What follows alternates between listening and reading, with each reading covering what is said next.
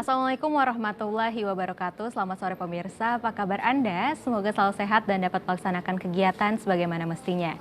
Hari ini 19 Januari 2023, kembali lagi bersama saya Syifa Fida Nabila di Berendo, TVRI Bengkulu. Pemirsa, kemiskinan merupakan hal yang sering terjadi di negara yang berkembang. Kemiskinan muncul akibat ketidakmampuan masyarakat mencapai suatu taraf kehidupan yang dianggap manusiawi. Hari ini kita akan membahas dan mengupas tuntas mengenai pengentasan kemiskinan di Provinsi Bengkulu. Tentunya saya sudah ditemani dengan narasumber kita pada sore hari ini, yakni Bapak Insinyur Harmudia yang merupakan pengamat kebijakan publik. Selamat sore Bapak. Selamat sore, Assalamualaikum warahmatullahi wabarakatuh. Waalaikumsalam. Bagaimana kabarnya, sehat Bapak? Alhamdulillah. Alhamdulillah sehat. Dan juga saya sudah ditemani dengan Bapak Dr. Insinyur Yulfi Perius MSI yang merupakan Rektor Uniha. Selamat sore Bapak. Sore Mbak Syifa. Sehat ya Bapak? Assalamualaikum warahmatullahi wabarakatuh. Alhamdulillah sehat ya. Gimana Pak, perjalanannya lancar walaupun hujan? Iya, hujan membawa berkah ya. Alhamdulillah Gitu ya Bapak. Itu Baiklah. berkah. Baiklah pemirsa, kita akan langsung memulai diskusi kita pada sore hari ini dengan saya memulai diskusi kepada Bapak Harmudia terlebih dahulu ya Bapak ya. Saya ingin bertanya mengenai sebenarnya maksud dari pengentasan kemiskinan ini gimana Bapak? Silakan Bapak. Ya, ini mungkin sebetulnya lebih tepat ke Pak Rektor ini harus. Pengamat Saling publik berdiskusi lah, aja ya iya. Bapak ya. Ya, persoalan kemiskinan ini sebetulnya kan memang persoalan klasik ya. Bahkan Tuhan sudah mensinyalir sebetulnya di surat Al-Ma'un itu kan ada itu. Pendusta agama itu salah satunya adalah orang yang tidak peduli dengan persoalan kemiskinan. Iya. Jadi memang Tuhan sudah mengantisipasi bahwasanya manusia ini pasti ada yang miskin dan kemudian ada yang kaya. Nah, persoalannya di situlah. Nah, kalau di kita saat ini sebetulnya kemiskinan itu kan bisa kita lihat sebagai satu kondisi di mana masyarakat atau sekelompok masyarakat secara ekonomi tidak mampu memenuhi kebutuhan dasarnya. Iya. Apa itu kebutuhan dasar? Kebutuhan dasar itu ada yang kita sebut kalau orang PPS membagi dua. Ada yang berkaitan dengan urusan makan, ada yang berurusan dengan non makan.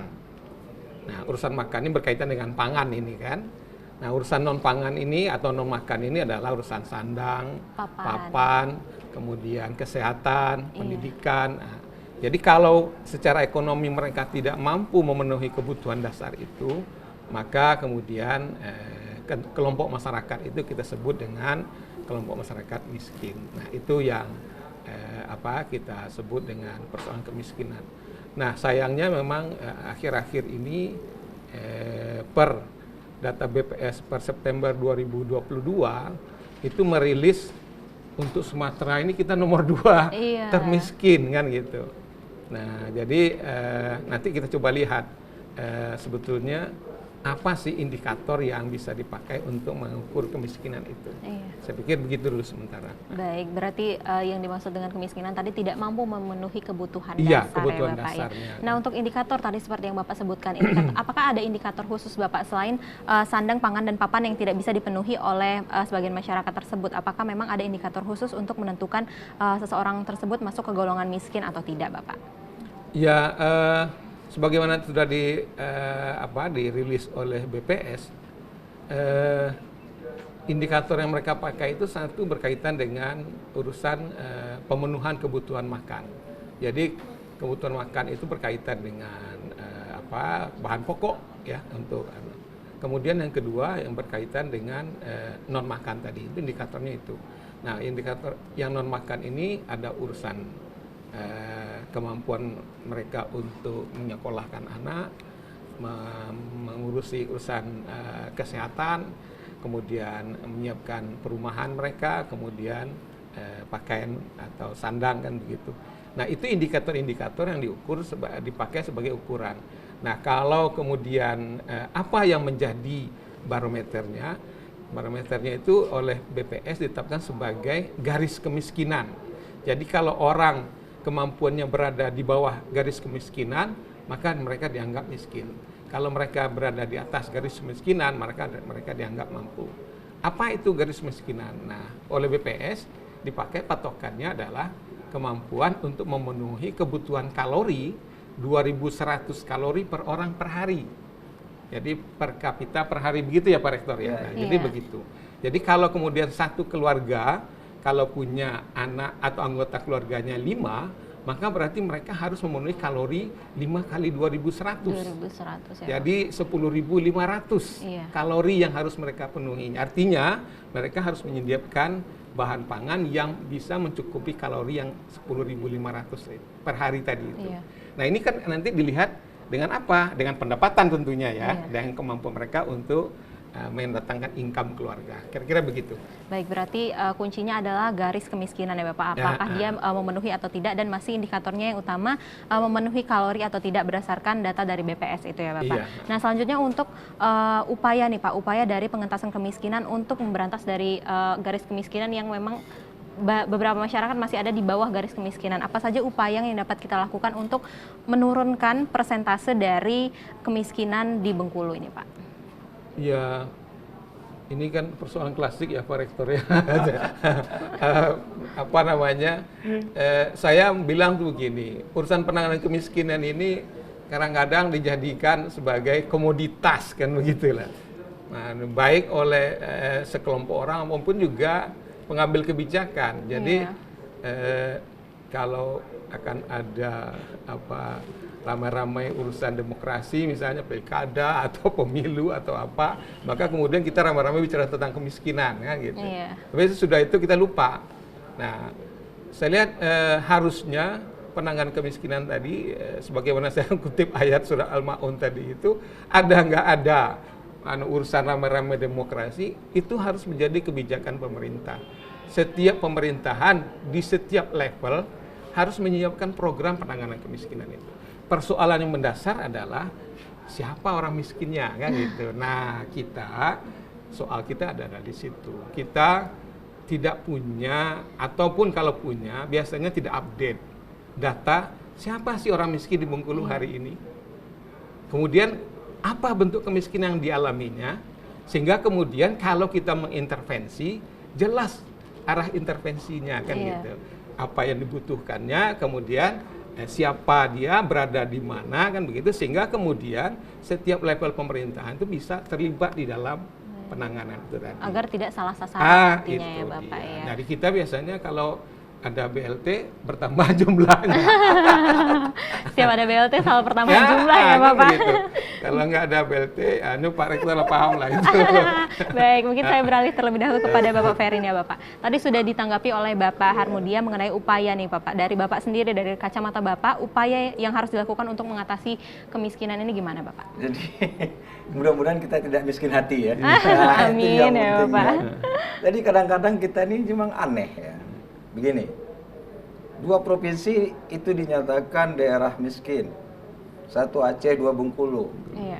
Kalau kita flashback ke belakang, 2 provinsi ini belum merdeka aja udah nyumbang untuk negara kita, kok sekarang kok jadi miskin loh gini. Yang nyumbang ke NKRI itu 1 Aceh, 1 Bengkulu. Iya. Itu fakta sejarah. Masnya Monas Ya itu. makanya kok kita dikatakan miskin.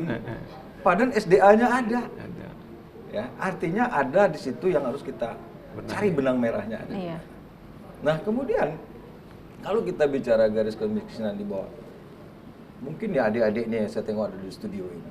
Kalau saya dulu 88 itu, ya Bang ya, 5 menit lewat angkot kuning. Sekarang coba 2 jam nggak lewat-lewat. Ya kan? Iya. Jadi pakai indikatornya tadi kan kalori, Ya. soal makan. Soal perutnya, namanya perut itu ini kadang-kadang kita harus mengkritisi juga sumber data untuk mengukur kemiskinan ini. Jangan pakai kalori lagi, kan gitu seharusnya. Nah, makanya saya katakan bahwa bagaimanapun seperti yang dikatakan Abang tadi, kita harus paham dulu siapa sih yang miskin, sasarannya apa. Karena apa? Kalau untuk memberantas ini kita harus melakukan adalah sinergitas Benar. program pemberdayaan masyarakat. Kan gitu. Iya. Jadi soal kan sekarang saya tengok juga di media sosial tuh digoreng-goreng ya Bang ya. Iya. Katanya miskin Bengkulu.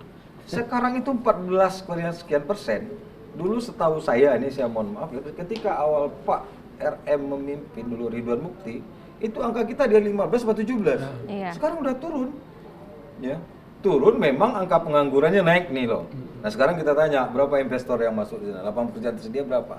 Kan itu pertanyaannya sekarang gitu kan. Tapi setelah persentase kita ada turun nih loh sebenarnya. Kalau kita bicara angka, karena itu data statistik yang terbaru juga. Iya, 14,62% ya, yang sekarang. 2022 loh Iya. datanya ya. Berarti kan kita tidak miskin. IPM kita juga di atas 71 lebih seperti Iya. kan gitu. Iya. Nah, jangan-jangan ada yang namanya miskin sosial budaya. Ketika ada bantuan ngaku kan gitu, itu loh masalahnya. Jadi memang kita harus bicara by data, siapa yang miskin, apa penyebabnya miskin, sehingga apa yang harus kita lakukan. Baik, harus ada sinergitas juga ya Harus Pak, ada antar pemerintah, sinergi. masyarakat juga harus Iya. sama-sama berkoordinasi Betul. untuk melawan kemiskinan ini. Jadi gini Mbak, kan gorengan tuh, wah daerah ini penyumbang kemiskinan, daerah tingkat, bicaranya kan bukan begitu, kita bicara provinsi. Iya. Jadi sinergitas itu antar OPD dengan programnya, antar kabupaten dengan kabupaten Provinsi. lain, dan antar provinsi. Harusnya begitu. Cuman kan karena ada undang-undang otonomi daerah, ya ada raja-raja kecil. Itu masalahnya. Kalau ada raja-raja kecil ya akhirnya klasik akhirnya bicara kemiskinan. Sinergitasnya nggak ada. Nggak ada ya Bapak, karena ada raja-raja kecil Iya. tadi ya Bapak ya. Baiklah pemirsa, tentunya sinergitas sangat penting untuk melawan pengentasan kemiskinan di Provinsi Bengkulu. Tetap bersama kami setelah jeda pariwara berikut ini di Berendo TVRI Bengkulu.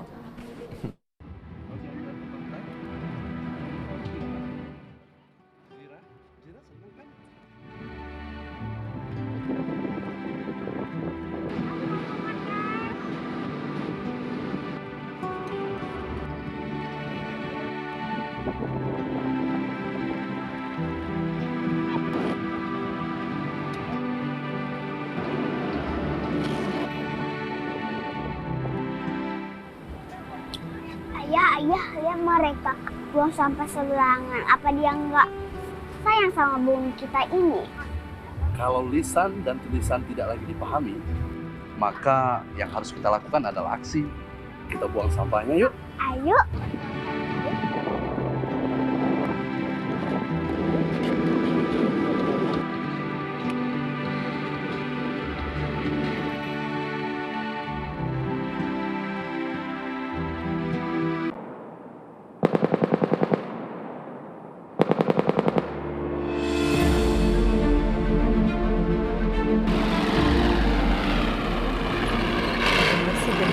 More trapped under the rubble.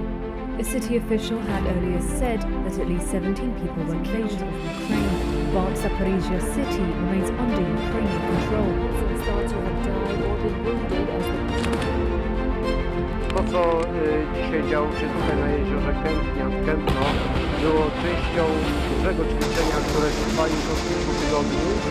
Było to praktycznie zwieńczenie całej naszej działalności na poligonie Orzech.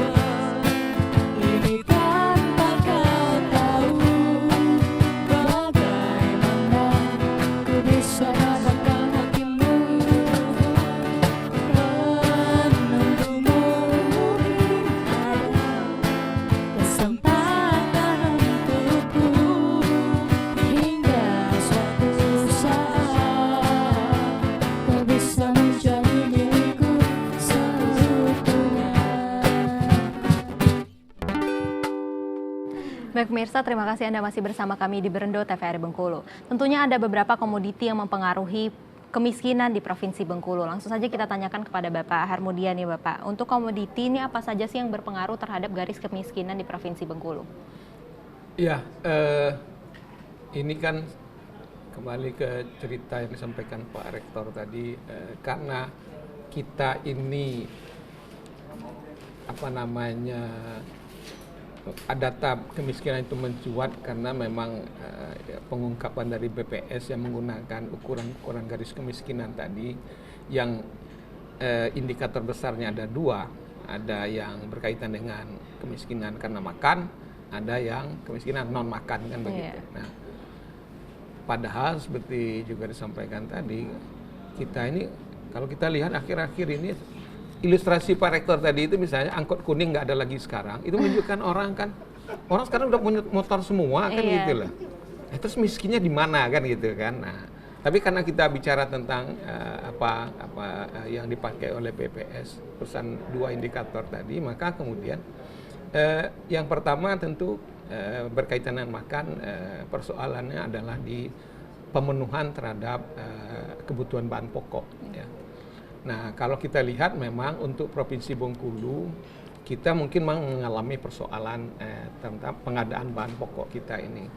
Karena memang akhir-akhir ini kita sinyalir jumlah luasan persawahan kita itu menciut. Banyak sawah, kalau kita lihat dulu disiapkan di Muko-Muko itu irigasi yang bagus, namanya irigasi air Manjuto. Itu disiapkan betul, sehingga kemudian luasan persawahan juga cukup luas. Sekarang itu berubah menjadi kebun sawit. Begitu juga di Curup, yang tadi yang terkenal dengan beras talang benih, hari ini talang benih isinya perumahan. Sawah-sawah itu sudah menjadi rumah. Nah, begitu juga di Lebong.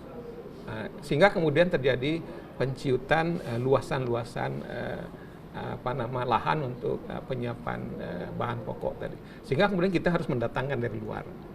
Bisa kita bayangkan kalau di saat misalnya terjadi lonjakan BBM kayak kemarin itu kan, yang terpengaruh adalah langsung pada penyediaan bahan pokok kita. Beras langsung naik. Beras yang tadinya 10.000 bisa menjadi 18.000. Nah, ini kan mempengaruhi daya beli masyarakat. Inflasi berarti. Dan itu tentu juga akan menyebabkan terjadinya inflasi ya, dari segi ekonomi begitu.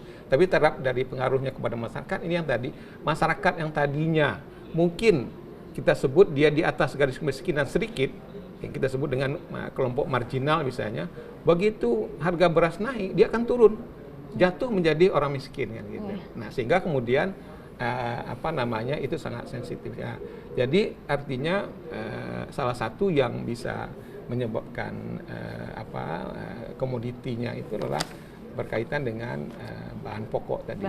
Nah, persoalannya di kita itu adalah kebutuhan bahan pokok kita itu semua tertumpu pada beras. Ya. Saya juga agak nanti mungkin kalau kita data Papua juga mungkin akan jadi lebih miskin juga. Kenapa?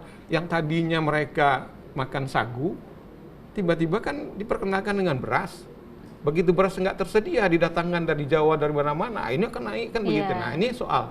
Nah, begitu juga kita di Bengkulu soalnya seperti itu. Begitu luasan sawah kita tidak mencukupi terhadap peningkatan konsumennya, maka kemudian kita mendatangkan dari luar, faktor-faktor eksternalnya banyak kan gitu. Transportasi, kemudian cuaca dan macam-macam itu menjadi faktor pengaruh sehingga kemudian harga bahan pokok naik. Nah, mungkin itu salah satu yang menyebabkan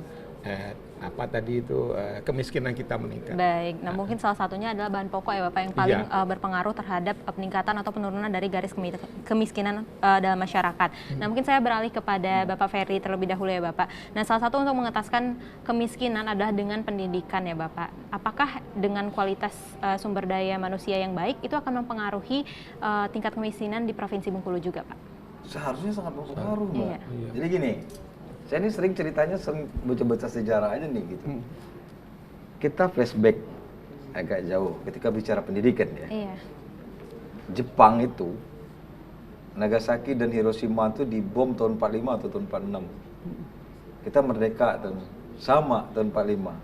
Ketika Jepang dan Nagasaki itu dibom, yang ditanya raja adalah berapa orang lagi guru kita yang masih hidup. Artinya apa? Ya pendidikan itu sangat penting. Buktinya sekarang, mana yang lebih maju? Iya kan?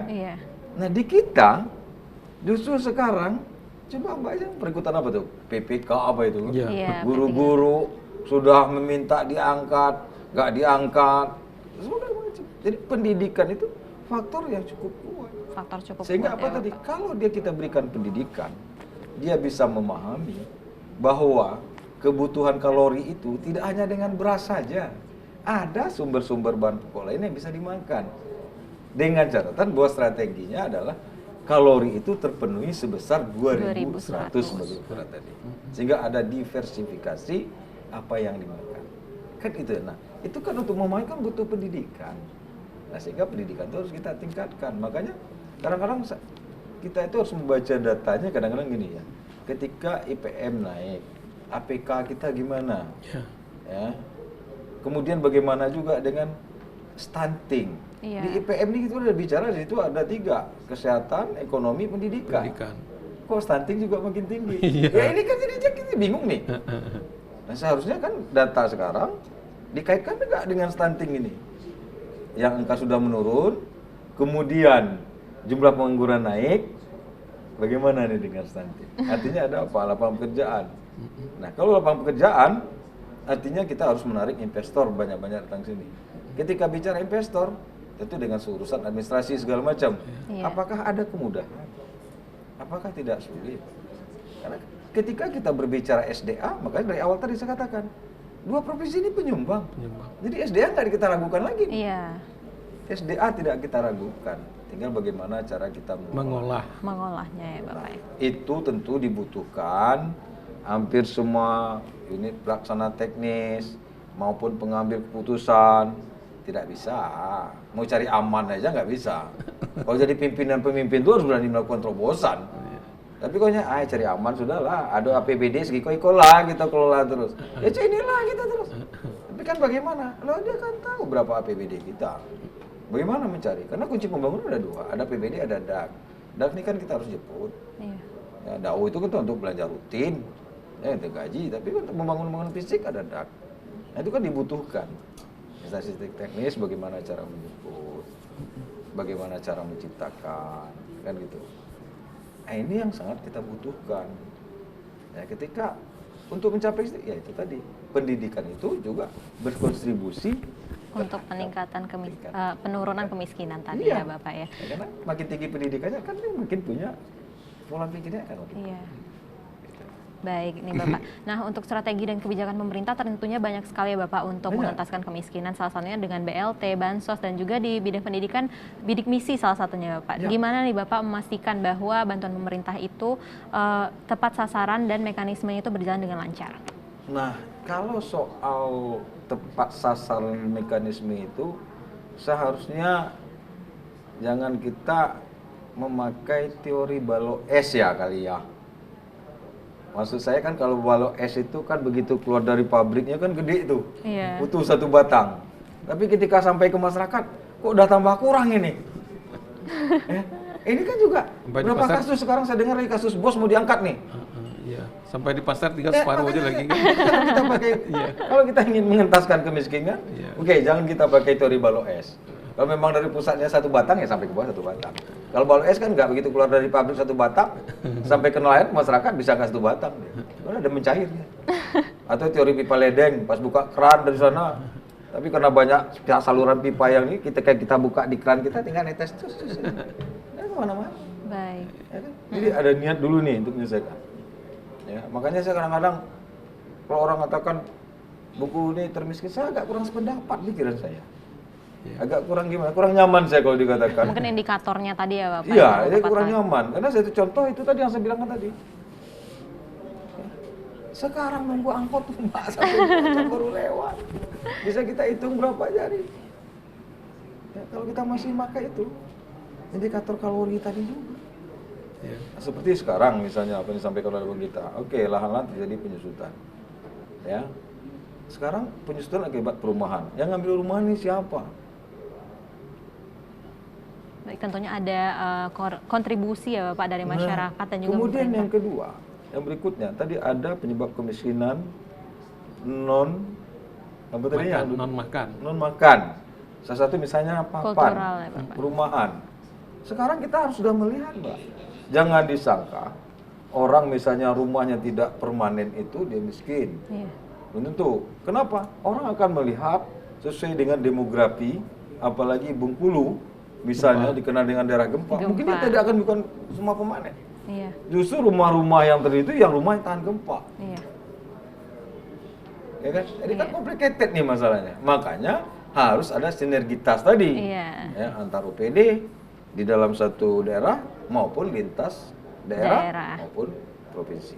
Baik, baiklah pemirsa, tentunya pendidikan memiliki kontribusi yang sangat penting untuk penurunan kemiskinan di Provinsi Bengkulu. Tetap bersama kami setelah jeda pariwara berikut ini di Berendo TVRI Bengkulu. Angklung yang mendunia. Mereka sedang mempersiapkan sebuah pertunjukan untuk menyambut tamu-tamu dari Inggris. Yusuf, lagi-lagi kamu main handphone. 2 hari lagi kamu akan ujian, nak. Ayo baca. Iya nih Bunda, tadi Azra udah bilang, tapi Kak Yusuf masih aja main HP. Bunda, belajar itu bisa di mana saja dan kapan saja. Ini Kak Yusuf lagi belajar kok Bunda. Tapi belajarnya melalui HP. Zaman sekarang kan sudah canggih. Kita tidak harus membawa buku kemana saja. Anak-anak, marilah kita bijak menggunakan gawai. Kurangi bermain game dan tingkatkan membaca. Membaca merupakan hal yang menyenangkan.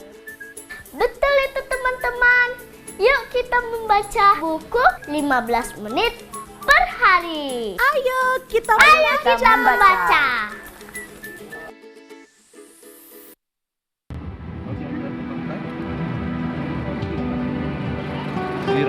Zira senang kan?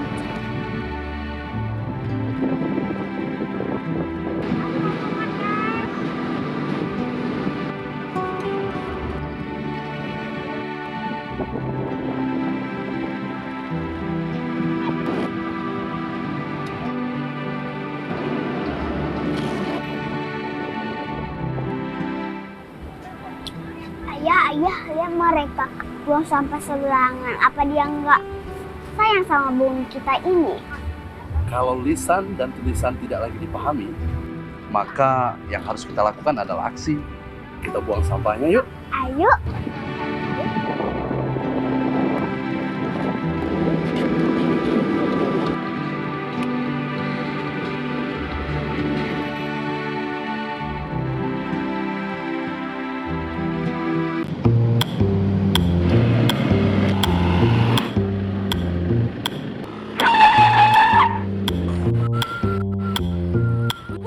Apa? Kenapa ditegak di tengah-tengah? Jalan ayo, nak di pinggir masuk di tengah. Apa urusan kamu? Jika kau zebra kos untuk orang nyebrang jalan. Kamu mana perlu keputar? Saya kan nak cepet, saya kan udang pejabat, udang khusus, tahu tak kamu? Oi, anakku udah diajak emak aku ngajarin nyumbuk. Mana? Kau yang nyumbuk. Ngapo? Ada apa? Saya kan nak cepet, saya kan undangan. Tidak baca wan, kau tempat penyeberang jalan. Wan tidak boleh berhenti di tengah kau. Kalau wan berhenti di tengah kau, pejalan kaki nak pakai apa? Jadi kalau berhenti, wan harus berhenti di belakang di garis itu. Coba saya mundur.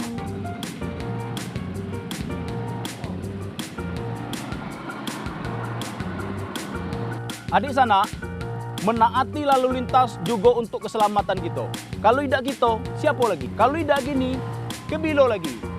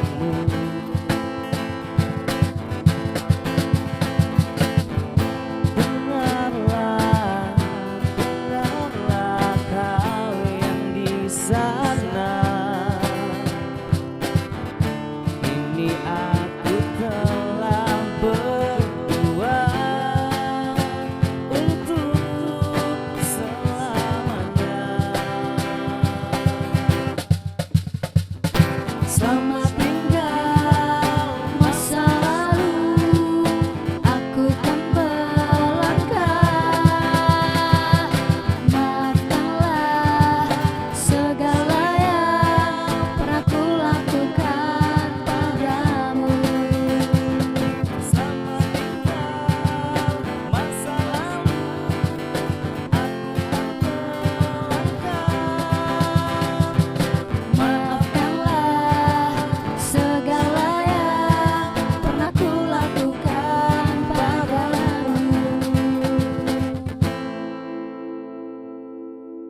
Bersama kami di Berendo TVRI Bengkulu. Salah satu yang dapat dilakukan untuk menurunkan persentase kemiskinan di Provinsi Bengkulu adalah dengan melakukan pemberdayaan kepada masyarakat.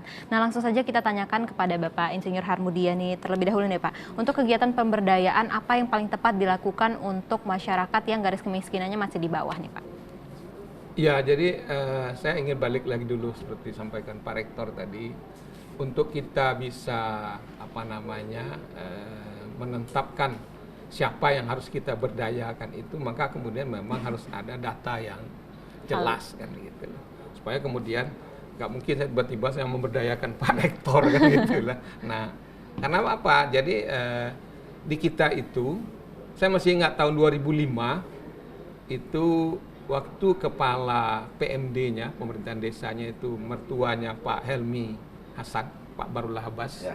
Kita pernah melakukan pendataan kemiskinan seprovinsi Bengkulu, by name by address, 2005. Mungkin kalau kita cek kantor PMD itu mudah-mudahan masih ada datanya, tapi saya agak khawatir juga datanya nggak ada lagi. Nah, kita menginginkan setiap tahun waktu itu, setiap tahun ada upaya mengupdate data. Jadi setiap tahun kita lihat siapa, apakah ada pengurangan atau bertambah, apa penyebabnya, kan itu bisa kita lihat. Karena itu by name by address, semua desa dan kelurahan kita data, seprovinsi Bengkulu. Nah, waktu pendataan itu kita melibatkan selain tokoh pemerintahan desa, juga tokoh agama dan tokoh pemuda. Tokoh agama ini kan paling mengerti untuk urusan data kemiskinan. Kalau kita tanya kepada imam masjid, siapa yang miskin? Cari aja lah penerima zakat fitrah. Iya kan? Di desa ini berapa orang penerima zakat fitrah? Pasti itu orang miskin itu kan. Nah, jadi maka kemudian waktu itu kita libatkan tokoh agama, masing-masing desa dan kelurahan ini cuma lihat keluar datanya, dan kemudian data ini kita harapkan setiap tahun diperbarui, diupdate. Waktu itu kita berpikir juga bagaimana cara mengupdate data ini supaya murah, kerjasama dengan perguruan tinggi. Tiap tahun perguruan tinggi melepas anaknya ke lapangan KKN. Maka kemudian berikan data itu, minta anak-anak KKN melakukan update data. Harus ada hasilnya. Ada hasilnya kan gitu lah. Sehingga kemudian kalau anak-anak berhasil KKN, kita lihat aja ada data nggak masuk ke dia. Valid nggak datanya kan gitu kan. Sehingga kemudian ada hasil KKN itu. Nah, jadi setiap tahun pasti akan ada update data. Murah, kemudian masyarakat juga terbantu, dan perguruan tinggi juga mendapat manfaat itu. Anak-anaknya juga menjadi lebih pintar kan begitu, melakukan survei dan macam-macam. Nah, maka kemudian menurut saya memang basisnya untuk melakukan pemberdayaan itu harus ada data yang jelas. Kemudian yang kedua, hari ini sebetulnya di lingkungan masyarakat perkotaan maupun pedesaan banyak program yang intinya itu program pemberdayaan masyarakat. Misalnya program PPK atau PNPM Mandiri Pedesaan yang dananya cukup besar. Kemudian intinya itu adalah memberdayakan masyarakat. Tapi persoalannya hari ini adalah itu bergeraknya tidak arah ke masyarakat, bergeraknya ke arah politik itulah. Jadi banyak tumpangan-tumpangan kepentingan politik di program itu gitu loh. Sehingga kemudian yang kita harapkan ada terjadi pencerahan masyarakat, malah kemudian masyarakat dimanfaatkan kan gitu. Nah, masyarakat ini nggak bodoh. Begitu dia dimanfaatkan, maka kemudian dia balik akan memanfaatkan. Jadi seperti disampaikan Pak Rektor tadi, dia tunggu saja. Kapan ini pilkada lagi? Kapan ini pemilu lagi? Kita tunggu, pasti ada itu. Nah, ujung-ujungnya kan begitu kan. Sehingga kemudian program-program yang bergulir itu misalnya ada BLT, ada dana bergulir, pinjaman bergulir. Hari ini coba cek di lapangan, semua program-program pinjam bergulir macet. Karena dianggap itu adalah pemberian sama dengan BLT. Padahal program itu dimaksudkan agar kemudian terjadi perguliran. Iya. Jadi kalau kemudian hari ini si A sudah berdaya, besok pindah ke B berdaya, kayak begitu harusnya. Jadi ada revolving kan begitu. Iya. Tapi yang terjadi enggak, dimacetkan ya. Begitu dia dapat sudah diambilnya kan gitu. Nah, jadi intinya karena kemudian memang pertama tadi tidak ada keseriusan kita, kemudian kesinambungan kita, yang ketiga sinergis kita. Hari ini kalau kita bicara pendanaan, Pak Rektor sudah bilang tadi, kita punya sumber dana yang cuma-cuma. Dari mana? Basnas. Besar dana. Kalau nggak salah di provinsi itu, Basnas provinsi mengutul 5 miliar lebih. Iya kan? Dan itu kemudian kemana perginya uangnya? Harusnya kan ke situ kan? Iya. Tapi persoalannya nah, datanya mana kan gitu lah. Kalaupun yang menerima pasti menerima si A lagi. Nah, sehingga kemudian pemberdayaan tadi itu tidak tercapai. Dan yang berikutnya adalah sinergitas yang tadi itu. Saya bilang hari ini sebetulnya provinsi kalau mau enak, sebetulnya kan tinggal mengkoordinir kabupaten. Karena tidak sama. Kabupaten A tidak sama kebutuhannya dengan kabupaten B. Iya. Tidak sama dengan kota A kan gitu. Iya. Karena kemiskinan desa berbeda dengan kemiskinan kota kan begitulah. Iya. Maka kemudian provinsi tinggal koordinir. Kalaupun ada APBD provinsi, kamu butuh apa? Kita bantu kan gitulah. Iya. Jadi saya melihat di sini sebetulnya persoalan kita. Sinergitas, koordinasi, dan kemudian perencanaan yang terpadu antara provinsi dan kabupaten itu nggak ada. Jadi kalau kita mau melakukan pemberdayaan masyarakat tadi harus ada data yang jelas, harus ada sinergitas antara pelakunya, kemudian ada program yang jelas. Baik. Nah hari ini program itu sudah ada, tapi kemudian tidak berjalan sebagaimana yang kita Baik, berarti kembali lagi ke sinergitas, koordinasi, dan perencanaan yang terpadu ya Bapak, intinya dari permasalahan pengentasan kemiskinan. Nah, saya beralih terlebih dahulu kepada Bapak Ferry nih Pak. Nah, tadi sedikit disinggung mengenai mindset orang-orang yang garis kemiskinannya di bawah nih Bapak. Seperti yang kita lihat, salah satunya kejadian di Provinsi Bengkulu ya Bapak, mungkin di depan Universitas Al-Azhar sendiri ya Bapak, di Pintu Batu itu banyak sekali orang-orang yang menunggu untuk diberikan santunan dan bantuan. Gimana nih Pak untuk orang-orang yang bertahan dan nyaman dengan kemiskinan dan kondisinya pada saat ini? Kena dibuat nyaman juga sama pengawas mau nggak dibuat nyaman ya pemerintah ketika ada itu ya diarahkan dia, dibina dia. Iya. Jangan dia biarkan ada di situ. Ya. Tadi saya sepakat itu sebenarnya untuk mengentaskan kemiskinan mulai kita baseline kita penerima zakat fitrah. Iya. Itu jelas itu aturan di agama, siapa yang menerima zakat fitrah itu. Jadi baseline kita ambil semua daerah kata itu. Oke. Sudah itu semua, jangan-jangan juga yang di depan Pintu Batu yang dikatakan di depan Unias itu tidak masuk ke dalam itu. Tidak ada datanya ya Bapak tidak ada ternyata. datanya. Nah, setelah kita data semua berdasarkan zakat fitrah, mungkin ada masukan-masukan lagi, ya indikator lain yang juga menyebab dia harus masuk ke garis kemiskinan. Tapi yang zakat fitrah kita jadikan itu baseline kita. Nah, sehingga nanti sinergitas semua program. Nah, kemudian bagaimana memberdayakannya? Ya, tapi kita nggak punya data. Kemudian daerah mana? Tentu kita tidak akan mungkin memberdayakannya. Di situ nggak ada BTS, nggak apa. Masa orang berbasis IT? Karena zaman sekarang kan artinya kita harus lihat potensi desanya. Ya kan? Minimal apa? Dia bisa memenuhi untuk kebutuhan keluarganya dulu. Itu yang kita bicarakan. Nah, sehingga seperti program-program begitu banyak, BTS kita arahkan ke sana. Tapi kalau tidak sesuai dengan potensi desanya, ya kacau juga kita masih. Kan batas. Makanya masing-masing daerah itu kan berbeda-beda permasalahan penyebab dia miskin tadi. Nah, ketika kita bicara potensi desa, misal kalau daerah utara, daerah tambang itu miskin, masuk kita suruh. Kita sesuaikan dengan potensi desanya. Tapi saya sangat sepakat tadi itu. Kita sinergitas, mari kita ambil, berpijak kita dari baseline penerima zakat fitrah tadi Pak. Ya, kita data itu semua, baik daerah dikoordinir oleh provinsi, ayo mari kita jalankan itu. Karena itu, walaupun daerah topografi berbeda-beda, tapi zakat fitrah itu udah pasti dan sah. Data itu. Ya, untuk melibatkan itu tadi bisa mengambil data, bisa melibatkan mahasiswa. Nah, sehingga sinergitas antara akademisi, ya pelaku usaha, pemerintah itu harus jalan. Ya. Kalau itu jalan, ayo kita datanya. Karena begini, hampir saya perhatikan setiap mahasiswa yang Kukerta itu Bang, kalau memberikan punya juga di rumah-rumah ibadah loh sebenarnya. Iya. Masjid Iya kan? ya, masjid, musola gitu. Iya. Jadi dia kan mengumpulkan data kan lebih cepat dia. Iya. Supaya kita jangan diklaim lagi daerah provinsi termiskin kedua. Ayolah kita. Dari dialognya kita bareng-bareng. Iya. Ambil data awal dulu dari zakat fitrah. Kita hitung mungkin yang sederhananya berapa sih jumlah masjid dan musola ada itu dulu. Iya.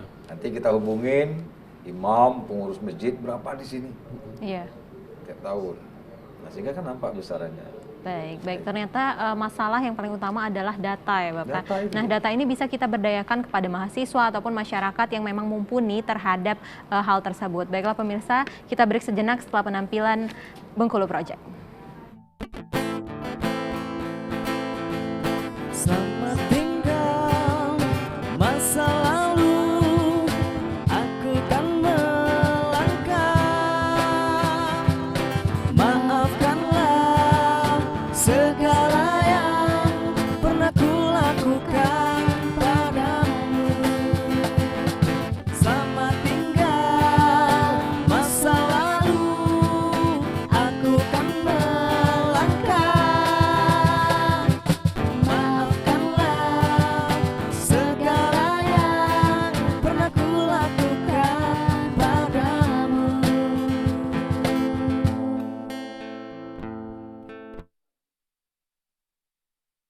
Kita akan berbincang-bincang tentang permata yang ada di dalam diri kita. Ya, kalau bicara permata, sesuatu yang sangat berharga Iya. dalam diri manusia. Ya, Masya Allah, dalam surah At-Tin ayat keempat, ya, Allah Subhanahu Wa Taala. Sesungguhnya Allah Azza wa Jalla menyukai orang-orang yang suka bergurau dengan orang lain tanpa mencelah-celah. Saksikan program acara Mutiara Kolbu setiap hari Jumat pukul 15 waktu Indonesia Barat hanya di TVRI Bengkulu.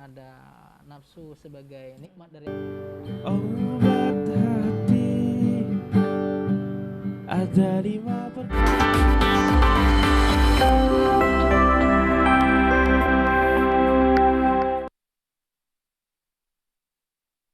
gantung, jembatan gantung udah putus di kiri kanan kita ya. Nggak hanya tentang praktikumnya, tidak hanya tentang skillnya. Nah, jamaah kita dari Provinsi Bengkulu itu 300. Inilah ruang berbagai obrolan yang menginspirasi dan penuh inovasi. 34 jamaah dari Padang, Sumatera Barat. Paradigma seperti ini tidak cocok untuk zaman sekarang. Mengapa? Karena masa tunggu itu luar biasa lamanya. Karena regulasi. Saksikan Ikola Podcast setiap hari Jumat pukul 14 waktu Indonesia Barat hanya di TVRI Bengkulu. Semua guru ya kalau lewat jembatan ya bismillah.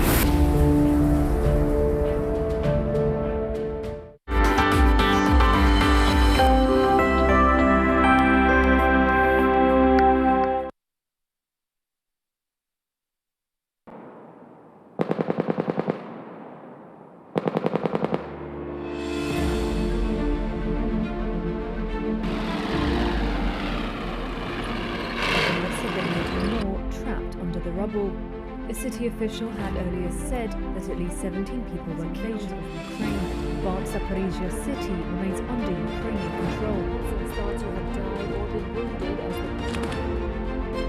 To, co dzisiaj działo się tutaj na jeziorze Kępno, było częścią dużego ćwiczenia, które trwa już od kilku tygodni. Było to praktycznie zwieńczenie całej naszej działalności na poligonie Orzech.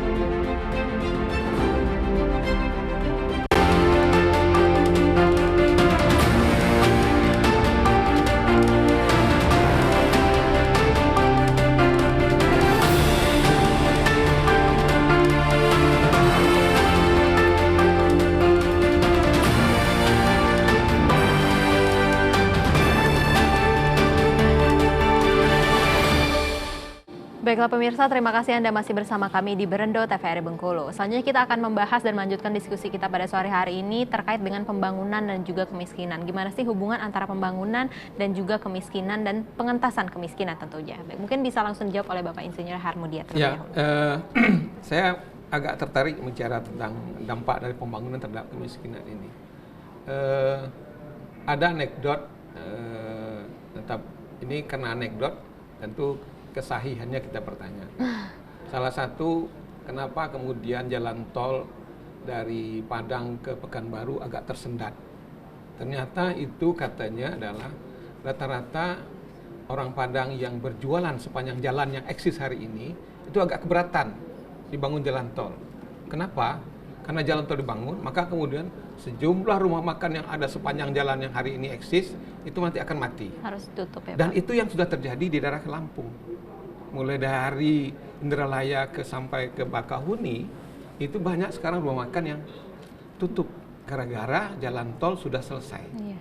Nah, saya melihat sebetulnya apakah ini dampak dari pembangunan? Satu sisi kalau kita lihat benar kan gitu. Iya. Kenapa? Karena mungkin waktu kita merencanakan pembangunan itu, kita nggak bicara tentang atau tidak melihat apa ekses yang akan terjadi kalau ini dibangun kan begitu.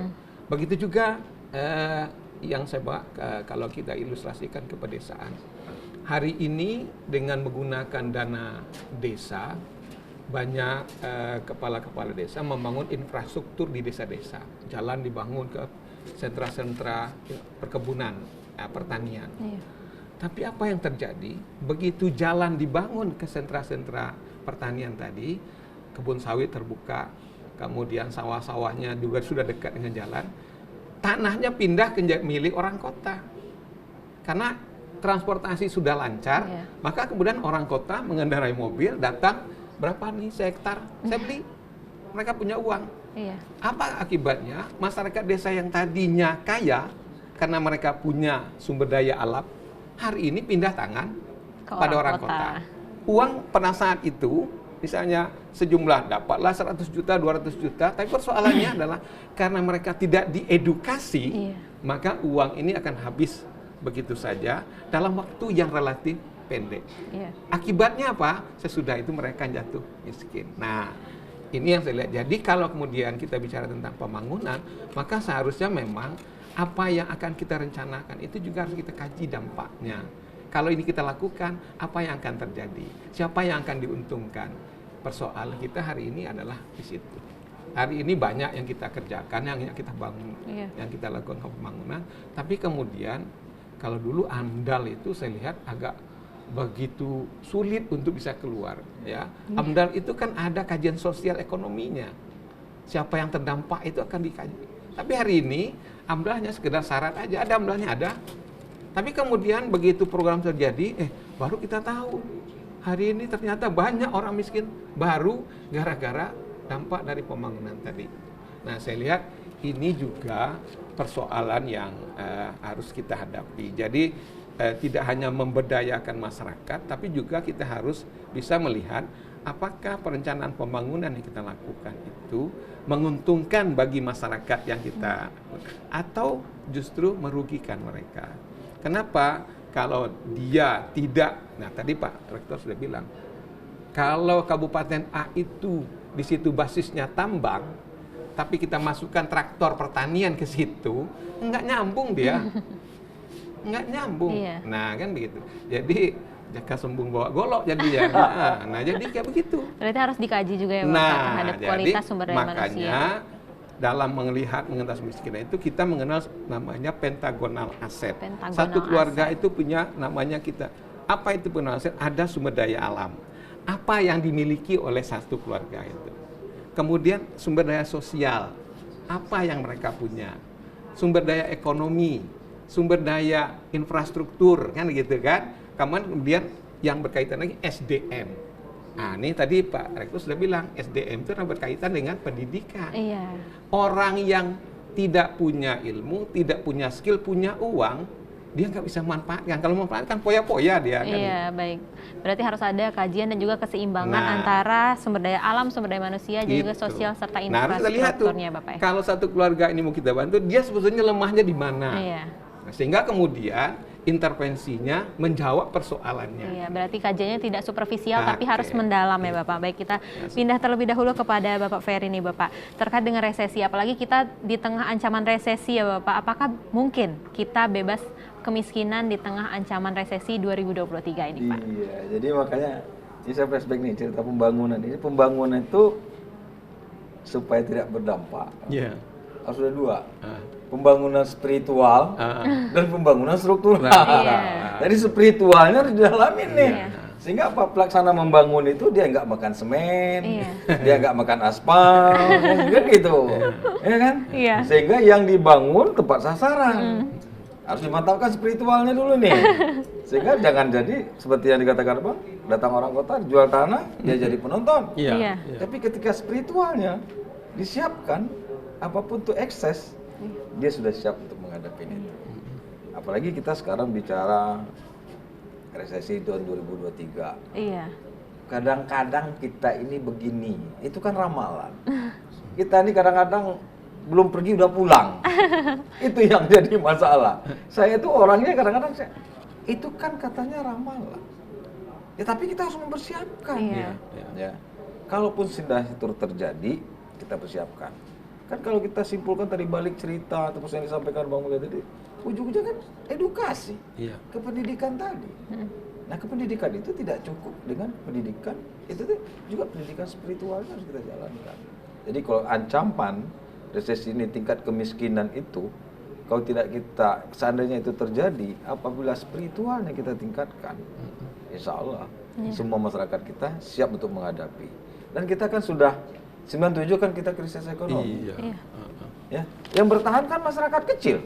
Malah orang pedesaan. Orang pedesaan yang bertahan. Yang ambruk itu kan orang-orang kota. Iya kan? Kenapa? Karena masyarakat desa misalnya, mungkin spiritualnya lebih.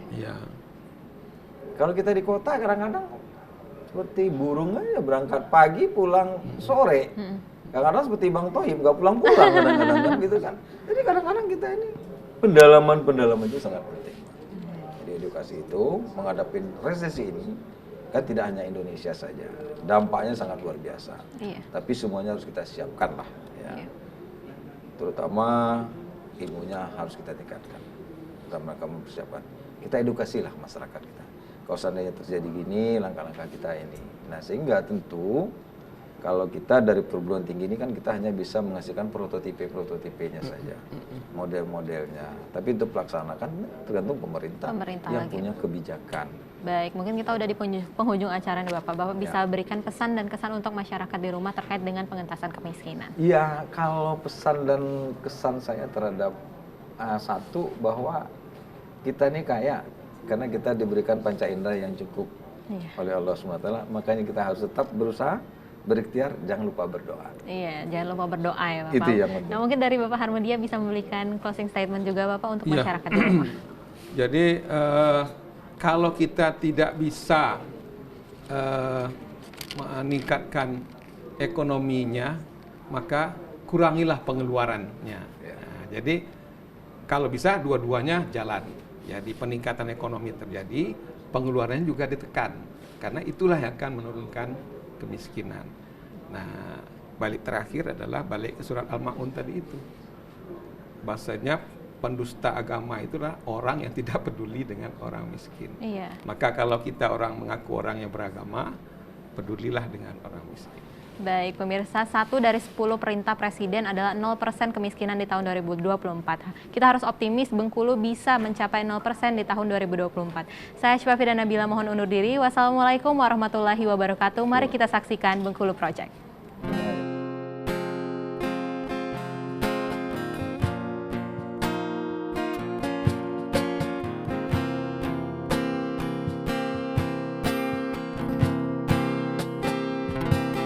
Walaupun jiwaku pernah terluka hingga nyaris bunuh diri, wanita mana yang sanggup hidup sendiri di dunia ini? Walaupun telah kututup